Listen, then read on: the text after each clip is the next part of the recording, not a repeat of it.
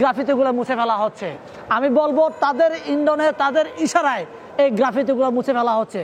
কেননা আপনি জানেন সার্জিসকে, হাসনাতকে, এরাই তো তার এই যে আমাদের খুনি হাসিনার তাকে আম্মা ডাকতো না, খুনি হাসিনাকে ওরা একসময় আম্মা ডাকছে না, ওরা এখন 180 ডিগ্রি অ্যাঙ্গেলে ঘুরে গিয়া ওরা শেখ হাসিনাকে গালি দিচ্ছে। এই যে তারের চিহ্ন এটা হচ্ছে, দেখেন আপনি এদিকে আসেন, আরো এদিকে আসেন।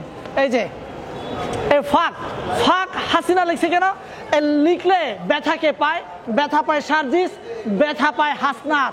এই জন্য ওরা টাকা দিয়ে এগুলা মুছে ফেলা হচ্ছে। আমি তীব্র নিন্দা জানাই যারা এই কাণ্ডগুলো করাচ্ছে।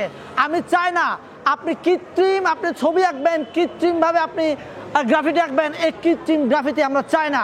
আমরা চাই সেই গ্রাফিটি যারা 5 তারিখ কষ্ট করে ভিক্ষার টাকায় এই রং কিনে যারা কি এঁকেছে, এই ভিক্ষার টাকায় কেনা আঁকা রং আমি চাই।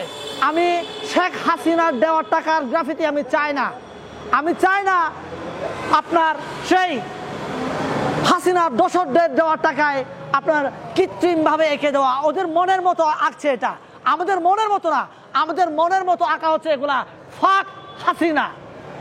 এটা হচ্ছে আমাদের মন, খুনি হাসিনা, এটা হচ্ছে আমাদের হৃদয় থেকে আঁকা। জুতা নিয়ে দাঁড়িয়ে আছে এই কারণে যে আগে শেখ হাসিনাকে ঘৃণা করতাম, কিন্তু আজকে এই যে শেখ হাসিনার ছবি যারা মুছে ফেলেছে আমি তাদেরকে ঘৃণা করি। আমি তাদের গালে জুতা মারতে আসছি, আমি শেখ হাসিনার গালে না। আমি মারছি শেখ হাসিনার গালে, কিন্তু যে ছবিটা মুছছে আমি তার গালে জুতা মারার জন্য আসছি আজকে। দেখেন লাগছে।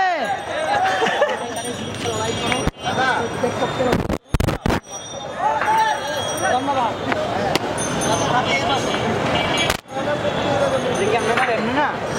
আমি মন থেকে ঘৃণা করি শেখ হাসিনার দোসররা যারা আপনার এই ছবি মুছেছে। আমি আগের ছবি চাই, আমি এই ছবি চাই না। দিতে পারবেন?